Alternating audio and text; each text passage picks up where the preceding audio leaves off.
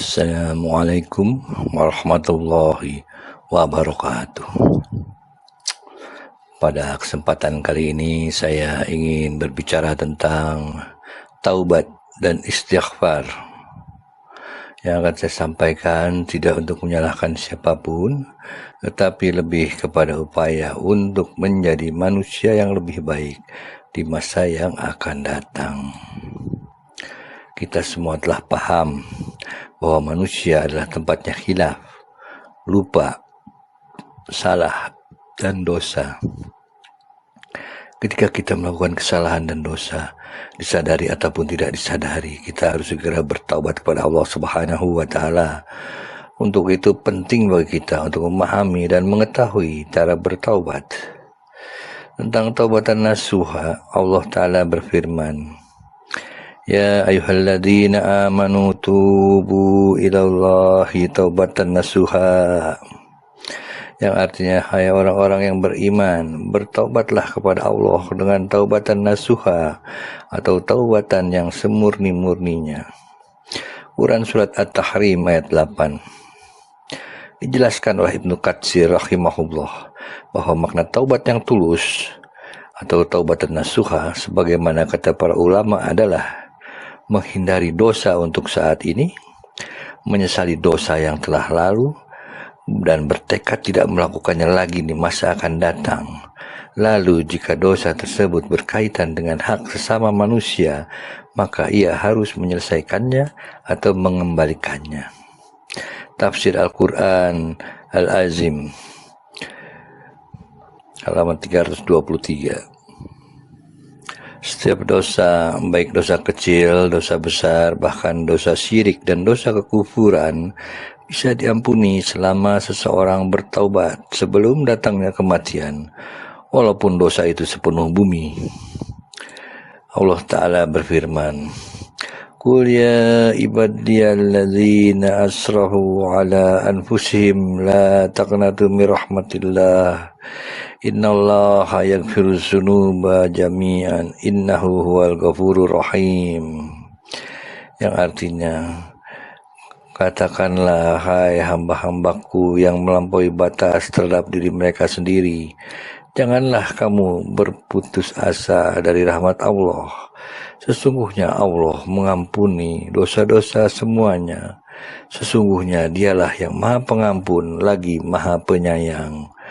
Quran Surah Az-Zumar ayat 53. Ayat tersebut adalah seruan untuk segenap orang yang terjerumus dalam maksiat, baik dalam dosa kekafiran dan dosa lainnya, untuk bertaubat dan kembali pada Allah Subhanahu wa Ta'ala. Dalam Al-Quran, Allah Subhanahu wa Ta'ala berfirman, Alam ya'lamu annallaha huwa yaqbalu taubatan. Yang artinya tidaklah mereka mengetahui bahwasanya Allah menerima taubat dari hamba-hambanya. Quran surat At-Taubah ayat 104. Dan dalam ayat lain Allah Subhanahu wa Ta'ala berfirman, wa may ya'masu an aw yazlim nafsahu summa yastaghfirillaha yajidillaha ghafurur rahim. Dan barang siapa yang mengerjakan kejahatan dan menganiaya dirinya, kemudian ia mohon ampun kepada Allah, niscaya ia mendapati Allah maha pengampun lagi maha penyayang. Quran Surah An-Nisa ayat 110. Dalam beberapa hadis disebutkan bagaimana Allah Subhanahu wa Ta'ala menerima taubat dari umatnya yang berdosa. Dalam hadis riwayat Ahmad disebutkan, sesungguhnya Allah menerima taubat hambanya selama nyawa belum sampai ke tenggorokan.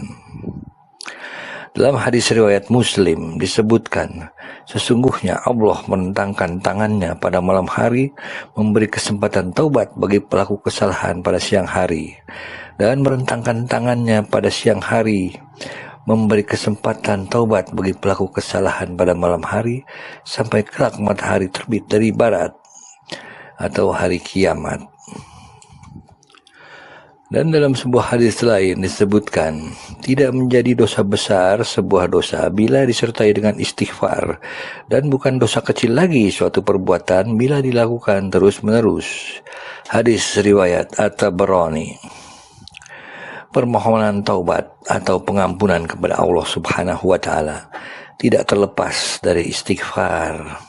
Sedangkan puncak istighfar ialah ucapan seorang hamba seperti berikut ini. Ya Allah, Engkaulah Tuhanku, tiada Tuhan kecuali Engkau. Engkau penciptaku dan aku hambamu yang tetap dalam kesetiaan dan janjiku sepanjang kemampuanku. Aku kembali kepadamu dengan kenikmatan dan kembali kepadamu dengan dosaku. Maka ampunilah aku, sesungguhnya tiada pengampun dosa-dosa kecuali Engkau.